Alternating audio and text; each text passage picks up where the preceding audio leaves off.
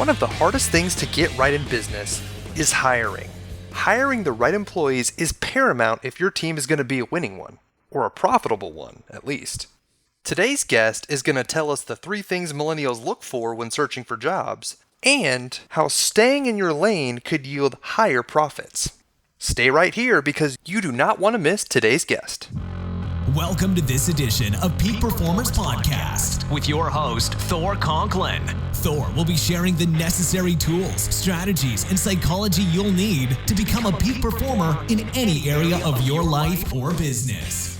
Thor Conklin here. We give you the tricks, the tips, the tools, the strategy, the technology, and the psychology peak performers use in order to get more done and execute at the highest level. If you know what to do but struggle with getting it all done, or simply want to raise your game to the next level, this podcast is for you. Sit back and enjoy. Today's guest is Adam Robinson, author of The Best Team Wins and CEO of Hireology. Adam specializes in not only hiring the right people for your team, but putting them in the best position to succeed, which in turn helps your business succeed. If you want the secret to hiring the best employees, keep it right here because Adam is going to give it to you. Adam, thank you very much for joining us today. I am really looking forward to this. Hiring. You know, business would be really easy if we didn't have employees and we didn't have to go through hiring. So please make this easy for us. I'll do my best.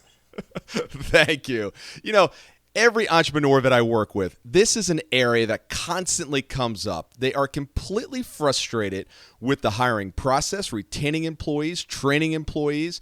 And, of course, there's always this mantra going around now. It's like, you know, the millennials, right? It's like business would be great if I didn't have to hire millennials. And I think that's a total cop-out, quite frankly. So bring us through what Hireology does.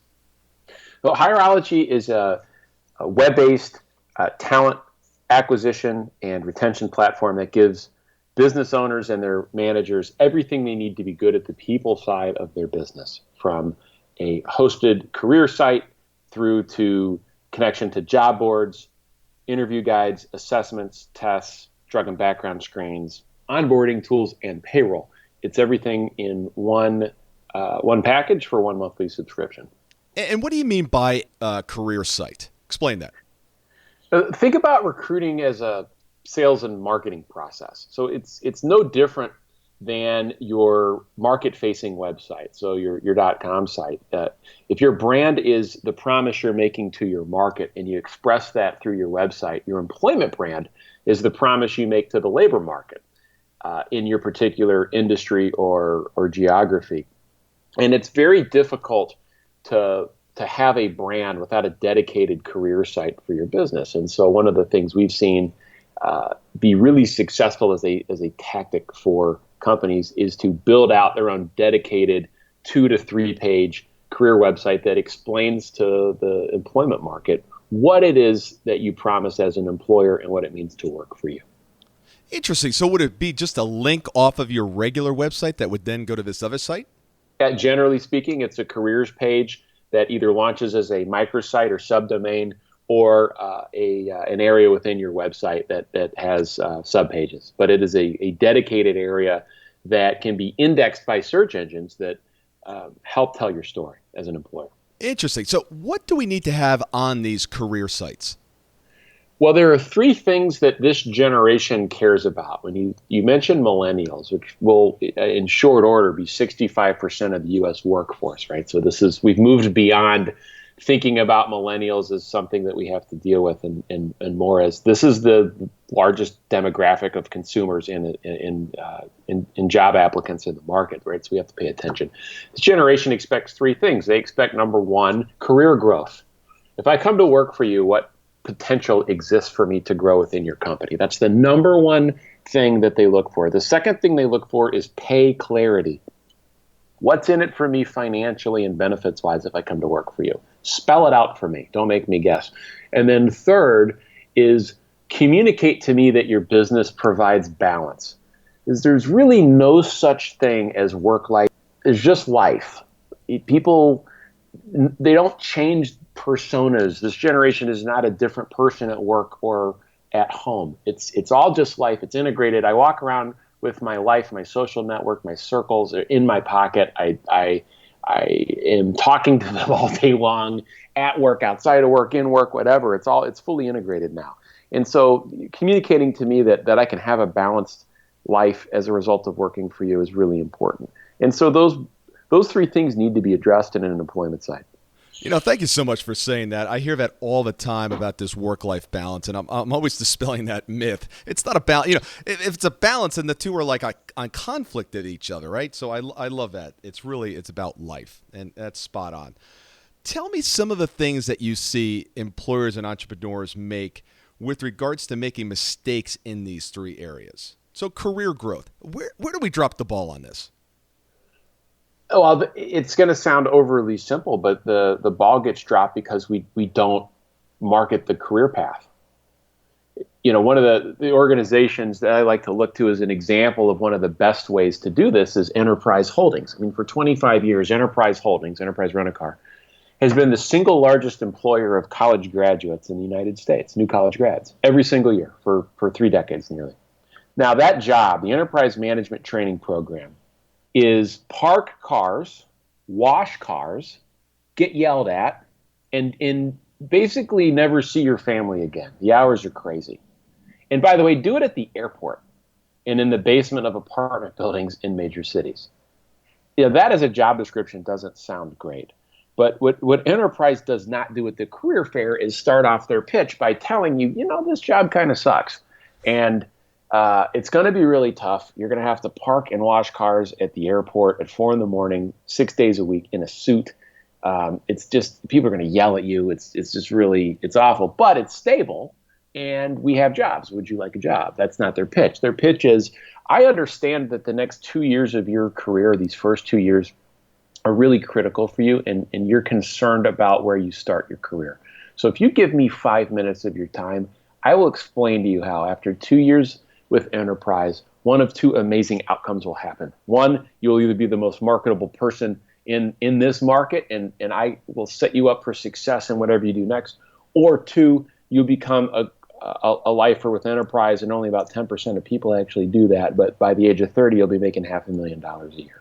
You think either of those outcomes are something that you're interested in? Why don't you sit down with me and talk?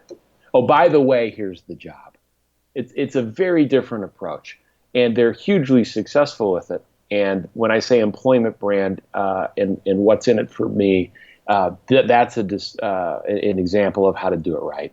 Interesting. Well, that begs the question: how are people making $500,000 at Enterprise? Because they've set the business up that way. People that are there after 8 years are running. I mean, a single Enterprise store could be a $15 million frontline retail operation. Got it. Managing tens of millions of dollars of inventory in automobiles. They produce highly profitable outcomes on a store-by-store basis. If I'm at 30 years old, managing a region of 30 stores. Got it. I have huge earning potential. Now, what about for the smaller entrepreneur that says, look, I'm trying to hire an executive assistant. I want them to be the executive assistant for the next 15 years. There's not really that upward mobility here. What do you tell them? Well, you have to determine what it is about the role that's going to attract the top 10% of applicants to want to work for you. So if there is no upward mobility, that's fine. You're targeting applicants who want stability, not mobility. Got it. So I'm going to be selling stability in my job description. It's going to say, hey, make your career here with us, right? We want this to be the last job you ever need or want to have. Got it. And I'm selling that consistency. Yeah, that makes sense. Instead of just selling what you have to offer today, show them what the future could look like. That makes a lot of sense. People will opt into a future more than they will opt into a present situation. You have to be aspirational and sell a vision of a future. Absolutely. What about the pay clarity? Well, pay clarity is just a reflection of the reality that this generation has, is that most college seniors are graduating with about $30,000 of student loan debt. And about 15% of this generation lives with their parents. And if I'm trying to move out of my parents' basement and pay a $600 a month student loan bill, do I want your full commission job? I don't. I just don't. So industries that rely on full commission pay plans are getting crushed right now. And the one I can think of most is the insurance industry. I mean, what college graduate wants to graduate into a $0 base pay financial advisory role when they have to pay rent and pay back their college loan? I mean, that's why that industry is really, really struggling right now. They have not adapted pay plans for the way this generation wants to work. Same in the automotive retail industry. Same in media sales. All of these, real estate is another great example. Industries, I believe, ripe for disruption based on pay plan changes. And, it really, really interesting areas of opportunity for entrepreneurs listening that may want to try to do things a little bit differently. You got a lot of people thinking right now. I mean, think about it this way. I mean, what's wrong? You think about the real estate industry. It's traditionally been sold as a great way to make extra money or have a career and work for yourself. You know, you get your license, you hang your shingle, you work for a managing broker somewhere, and, you eat what you kill. That's really interesting. What if everybody in your office was an employee on a base pay plan? What would that do for your ability to deliver a consistent customer experience to every customer that walked through the door? Every time you sold or showed a home, the experience was consistent because you had everyone on the payroll. Now, no one was making $100,000 a year on base pay plans in real estate, but maybe people don't want that. Maybe people want to show homes and work with great people and provide great experience and do so for fair pay that's consistent. I would argue that there is an opportunity in that and other industries to just change the pay structure and the economic incentives to turn things on their head, because customer experience is what wins today. It's not full commission salespeople after a buck for themselves. You've got to align your incentives with, we're kind of getting off topic here, but you align the incentives with the end result your customer wants. Yeah, and find the right people to fill those seats. I remember when I worked in New York, we were hiring some executive assistant, and a woman came in and said, look, I just want to be part of a team. I want to feel like I'm going to a family. And she goes, I really like working late because, quite frankly, I have nothing to do at home. Would it be okay for me to stay till 8 o'clock at night? I'm like, yes, you're hired. Yes, exactly right. Come on board. You have been recognized by Entrepreneur and Inc. magazine as having a top company culture. Tell us some of the things that you use in your company. To build culture, the first thing I think we've done is decide what we want it to look like. So culture, in my definition, should be intentional. You should have a vision for what you want that to be and be able to describe it in very concrete terms so that you can manifest that every day and make it authentic. So if I don't know the kind of culture I want to have, I'm going to end up with, not with culture by design, I'll end up with culture by default. It will be whatever happens, and it will take on a life of its own. And once you're on a path culturally in your business, it's very hard to change that, to change the culture of a company as the company grows. Very, very difficult. So it's critical for the CEO of the business to have a clear vision for what he or she wants that culture to look like. It has to be authentic. It has to be grounded in core values, and it has to be enforceable. And those three things are important, and we do those and manage the heck out of it at Higherology. Yeah, enforceable and enforced. I find very often that's where the leadership kind of drops the ball is on the enforcement side of really adhering to it. Correct. And here's the question. Would you fire your top performer for violating a core value of the company? If the answer is no, it's not a core value. Right. Absolutely. And those are the employees that generally cause the biggest disruption in a firm. That's right. You think they're the top performer and you can't possibly live without them, but what you don't realize is that the 8 people that quit this year that could also have been top performers for you would have stayed if you'd let this one person go. Yeah, absolutely. It's almost like a cancer in the organization. I would be remiss if I didn't ask you, because I know all the listeners want to know. You've made the Inc. Top 500 list, fastest growing companies, at least twice that I know of. Is it more than that? No, this year we were 332, and in 2016 we came in at number 94. Tell us how you did it. Well, I would say a couple of things. One, we focus relentlessly on a small number of things and say no to everything else. So our focus on vertical market strategy has allowed us to go deep in large vertical markets like automotive retail or the franchise industry in our case, and do very, very well because our customers know that we know what they're setting out to do, right? So we're helping them. We know their business. We can get very deep with them.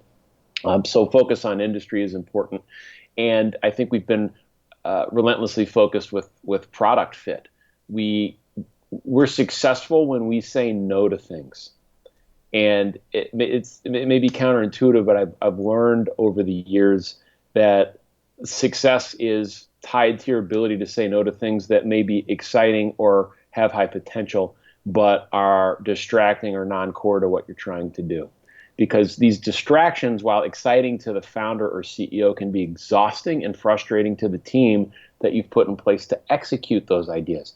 So the fewer left field direction changes that the CEO throws, the better performing the team will be if they are working in the right market. So those things we've done well, I think it's led to some success. Yeah, thank you for that. For the listeners that have been here for some time, they hear me talking about this over and over again. It's not what you say yes to, it's what you say no to. That is the biggest driver of your success. You've got to be so focused on just a few things, and you need to know how to say no. If you haven't learned how to say no, start there. You've got to. Thank you so much for listening today. I really do appreciate your time, and I hope you found today's show valuable. If you would like to receive these shows automatically to your phone or to your computer, simply go to iTunes and subscribe. After listening to several of the shows, if you're so inclined, please leave us a 5-star rating, as this helps us reach additional people and spread the message. If you're truly committed to taking your life to the next level and doing whatever it takes to become a peak performer, but something's holding you back, something is blocking your way, and you just can't seem to figure out what it is, send me an email to info@thorconklin.com, and I'd be more than happy to get on the phone with you. We'll schedule a 15-minute discovery call. No obligation, no cost. I absolutely love to hear from the listeners, and if there's something I can do to help, I'd be more than happy to do that. Also, if you found something of great interest in today's show and you want to share that with your friends and family, simply go to my Facebook page, Thor Conklin, click on the episode, hit the share button, and share it on your page. You can follow me at Twitter at Thor Conklin. The website is thorconklin.com. We're constantly adding new free resources, discussing additional tricks, tips, tools, and strategies on how to be a peak performer. Remember, I try to keep these episodes short so you can listen to them during dot time, doing other things, commuting, driving, walking, working out. Decide to be a peak performer in all that you do. And until tomorrow, have an absolutely amazing day. Be on the lookout for part 2 of our interview with Adam, where he tells us the secret to retaining your top performers and the 3 red flags to watch out for in resumes when reviewing applicants. See you next time on Peak Performers Podcast.